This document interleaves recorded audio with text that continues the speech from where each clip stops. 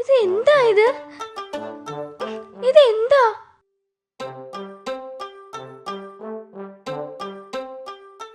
Hey, എന്താ പൂപ്പി?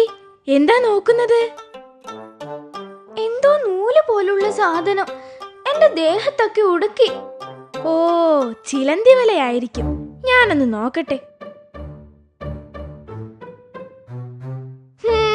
ചിലന്തി വല തന്നെ. ചിലന്തി വലയോ? അതെ. അപ്പോൾ ചിലന്തിയും അകത്തുണ്ടാവും.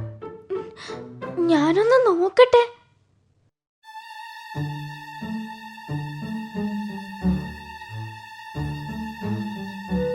ഇവിടെ ആരെയും കാണുന്നില്ലല്ലോ. അയ്യോ അയ്യോ അമ്മേ, എന്റെ പുറത്തെന്താ? അയ്യോ, ഇതാണോ ചിലന്തി? നീ ആരാണ്?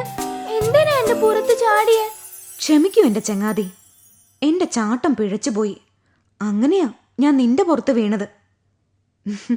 ഞാനൊരു ചിലന്തിയാണ്. പക്ഷേ എന്നെ കണ്ട് പേടിക്കൊന്നും വേണ്ട കേട്ടോ. നിന്നെ ഞാൻ ഒന്നും ചെയ്യില്ല. ഞാൻ പൂപ്പി. ഇതാ എന്റെ വീട്. അപ്പൊ നീയാണോ എന്റെ വാതിലിൽ ഈ നൂലൊക്കെ കെട്ടിത്തൂക്കിയത്? അത് വലയാണ് എന്റെ പൂപ്പി. വലയോ?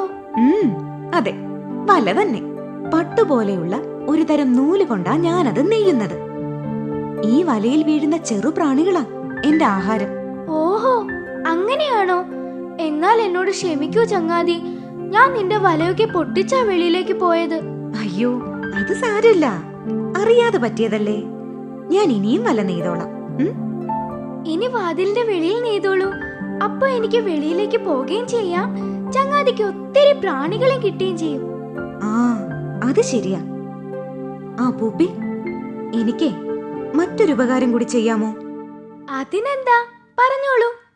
അതെ, എന്റെ പക്കൽ മുട്ട നിറച്ച ഒരു സഞ്ചിയുണ്ട്. മുട്ടകൾ വിരിഞ്ഞ് കുഞ്ഞുങ്ങൾ പുറത്തു വരുന്നത് വരെ ഞാൻ ഇവിടെ താമസിച്ചോട്ടെ. അതിനെന്താ, താമസിച്ചോളൂ. അപ്പോ ഇവിടെ നിറയെ കുഞ്ഞുങ്ങളായിരിക്കും അല്ലേ? പൂപ്പി, കുഞ്ഞുങ്ങൾ ഇവിടെ ഉണ്ടാവില്ല.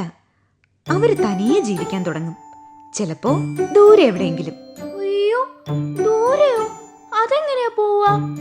അതോ, ഒരു കുഞ്ഞു വലയുടെ അറ്റത്ത് തൂങ്ങിക്കിടന്ന് കാറ്റത്ത് പറന്നാ അവര് പോവുക.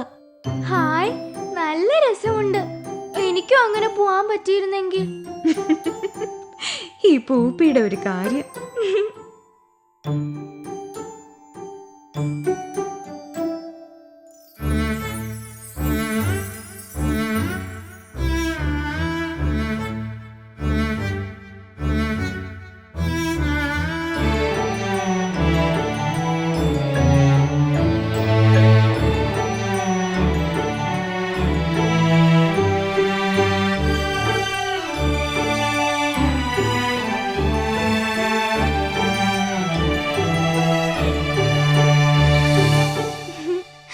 ചങ്ങാതി, നീ ഒരു മിടുക്കൻ തന്നെ. ഇങ്ങനെ വല കെട്ടിയില്ലെങ്കിലേ ഞാൻ പട്ടിണിയായി പോവും. എന്നാൽ ഇനി പ്രാണികളെ പിടിച്ചോ. ഞാനൊന്ന് ഉറങ്ങട്ടെ.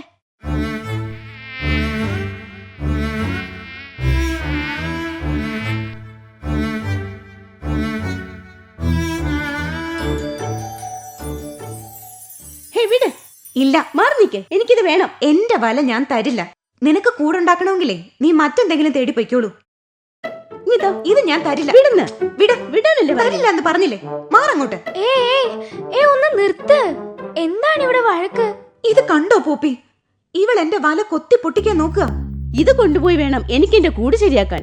ഇല്ലെങ്കിൽ എന്റെ കുഞ്ഞുങ്ങൾ തണുത്ത് വിറയ്ക്കും. വല കൊടുക്കാനോ? വല കൊടുത്താ പിന്നെ ഞാൻ എങ്ങനെ പ്രാണികളെ പിടിക്കും? ഞാൻ പട്ടിണി കിടന്ന് മരിക്കും. എന്റെ കുഞ്ഞുങ്ങൾ ഒരിക്കലും മുട്ട വിരിഞ്ഞ് പുറത്തു വരില്ല. ചങ്ങാതി, ഇതൊരു പഴയ വലയാണെന്ന് കണ്ടാൽ അറിഞ്ഞൂടെ? അതുകൊണ്ടാ ഞാൻ ചോദിച്ചത്. ഇത് പുതിയ വല തന്നെയാണ്. ചിലന്തി വല നെയ്യുന്നത് ഞാൻ കണ്ടതാണ്. എന്തിനാ നിങ്ങൾ വഴക്കിടുന്നത്? നമുക്ക് പ്രശ്നം സംസാരിച്ച് തീർക്കാം. കുട്ടികളുടെ കാര്യമല്ലേ. ദാ ഈ വല എടുത്തോളൂ. എന്റെ കയ്യിൽ പഴയ ചില വലകളുണ്ട്. ഞാനത് ഭംഗിയായി മടക്കി വെച്ചിട്ടുണ്ട്. അതും വേണമെങ്കിൽ തന്നയക്കാം. ഞാൻ അറിയാതെ പറഞ്ഞതാണ് ചങ്ങാതി, ക്ഷമിക്കൂ.